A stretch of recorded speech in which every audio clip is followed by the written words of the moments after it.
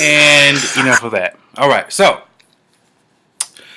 subject I'm going to talk about tonight is everybody's favorite wrestler, Mr. Yes, Yes, Yes. Look like it's going to be yes, yes, no. All right. There are some rumors online that his tour in Europe is going to be cut short, or they're sending him home or something like that. And I'm talking about the one and only Mr. Daniel Bryan, or Bryan Danielson, or the fucking B plus player, whatever you want to call him, Mr. Daniel Bryan, the current Intercontinental Champion. All right. Let's talk about this injury that he has right now. Um, he has some spinal cord issues going on. He had surgery shortly after he won the world heavyweight title at WrestleMania last year, WrestleMania 30 in New Orleans. You know what I'm saying? Kane gave him about three tombstones, one on the table, one on the steps, and I think one in the ring, I believe. And after that, he was out for about 8 months. Made this miraculous recovery, and I guess the WWE higher ups told him that when he come back, hey, try to get a safer move set. Try to do, you got an injury, be safe. And I guess Sheamus caught some heat recently because he whooped his ass on SmackDown last week. But it's a physical sport. I still do think that it is a sport. You know what I'm saying? But Daniel Bryan's injury kind of reminds me. Well, I think he's gonna go down the same road as Edge, which I hope he doesn't. Did some little bit of research here. Yes, I took me a few notes. You know what I'm saying? Took a few notes. No, but anyways, Edge has something called a cervical vertebral fusion, and he said that he always felt numbness in his arms and his fingers. And this reminded me of when I believe it was last year when Daniel Bryan had the match with Randy Orton, and the match was stopped because Daniel Bryan at the time he had a stinger. It didn't have anything to do with spinal cord, but he had it. He had a stinger in his arm, and he tried to, I believe they call it skin the cat, where he's hanging from the outside of the ropes, and he tries to, use his core and flip back over the top rope, but he couldn't do it, and he let go of his arm, and they had to stop the match. And of course, he was pissed because he said, he's a professional, and they shouldn't stop the match because of this, and yada yada yada. But at the end of the day, your health comes before everything. So they stopped the match.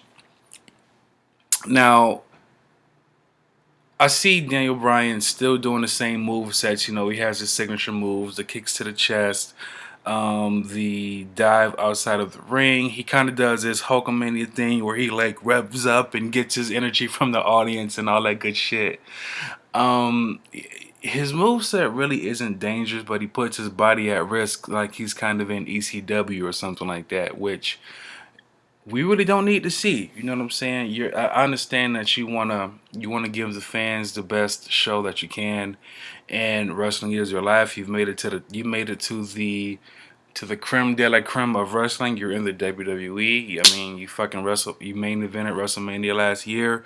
When you're not in the main event, the fans go motherfucking crazy. Look what they did to Roman Reigns at WrestleMania. I mean, not WrestleMania, at the Royal Rumble this year. I mean, as soon as he got eliminated by Bray Wyatt, they booed.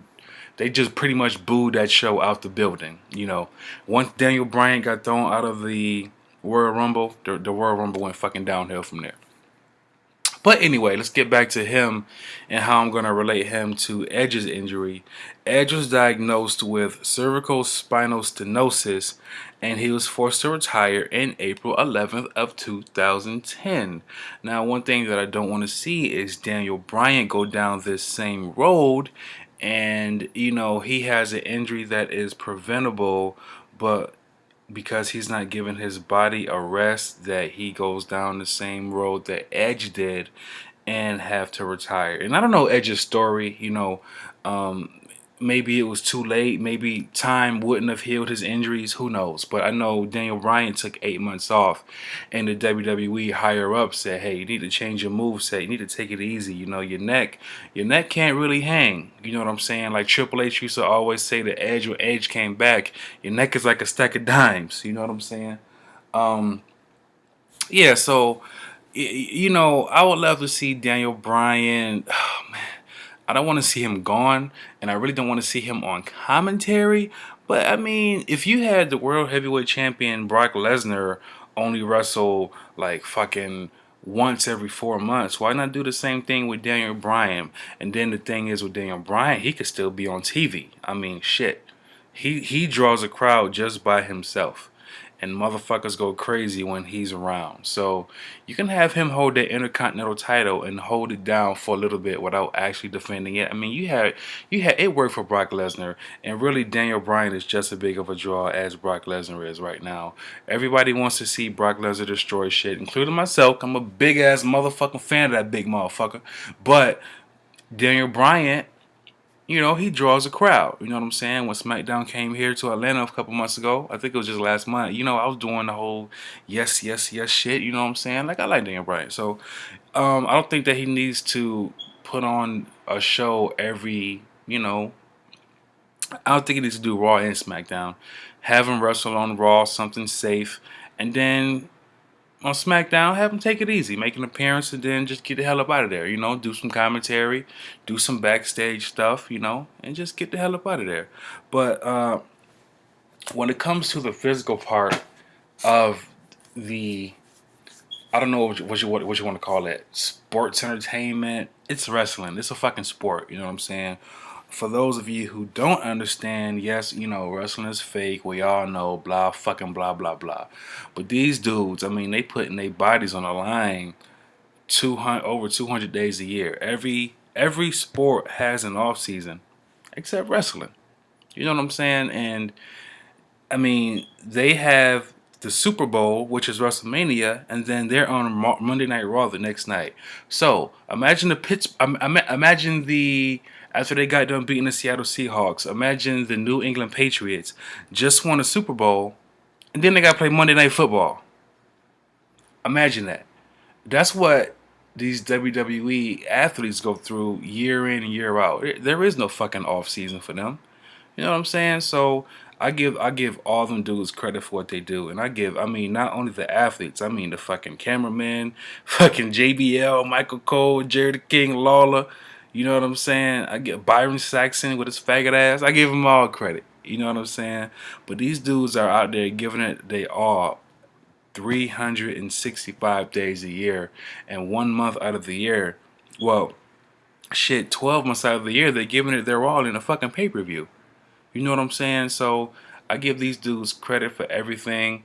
They're doing something that I can't do. I would love to do it, but I went to Iraq and I'm disabled now and shit. I mean, I would love to have that one match with Rusev, like Christian said, as he looks away, just one more match. But anyways, yeah, so Daniel Bryan or Bryan, his my diagnosis, man, just take some time off, stay on TV so you can give the fans their daily fix of Daniel Bryan. But man, fans always gonna be here, dog. You know what I'm saying? So take some time off, get your body together, retire temporarily if you have to, like a lot of people are saying online. We know that I know that once you love something, it becomes a part of you. You addicted to it. That's how I felt about the Army. But one thing is, man, I mean, I think he's like 32, 33 years old. You always come back to that shit. You know what I'm saying? And you're entertaining. You can get people behind you. I mean, for the last, what, 2.5 years, we had the Yes movement. That shit's not going nowhere. But I feel that the WWE is in a position where they have enough talent where if Daniel Bryan leaves for a while, there won't be a big void in the WWE. It's something that Dean Ambrose could fill, something that Stardust could fill, something that Ryback could fill. I really do love Ryback. I ain't gonna lie, nigga, feed me more all motherfucking day, dog. But anyways, yeah. So Daniel Bryan, take care of yourself. You know what I'm saying? And for the fans, I'm a fan. Just we have a lot. There's a lot of talent in the WWE that can fill his spot, especially if you call up Finn Balor from NXT. I mean, we just had Neville come up. Bring up Finn Balor. It'll be a wrap. It'll be a wrap. And bring up Bayley, because I do love the NXT Women's Wrestling. I love the NXT Women's Division. Bring up Bayley. Bring up Charlotte Flair and bring up Sasha Banks. Bring them up. All right. It's Wednesday the 15th. I'm about to get the fuck up out of here. I got work tomorrow morning. All right. So let me see here. Gonna play myself out. You know what I'm saying? Bring the pain. You know, go to the gym tomorrow. Work on my Brock Lesnar's. You know, Daniel Bryan, get better. But do what's best for yourself. And I'll talk to y'all later. Ain't nobody watching this shit right now anyway. Deuces.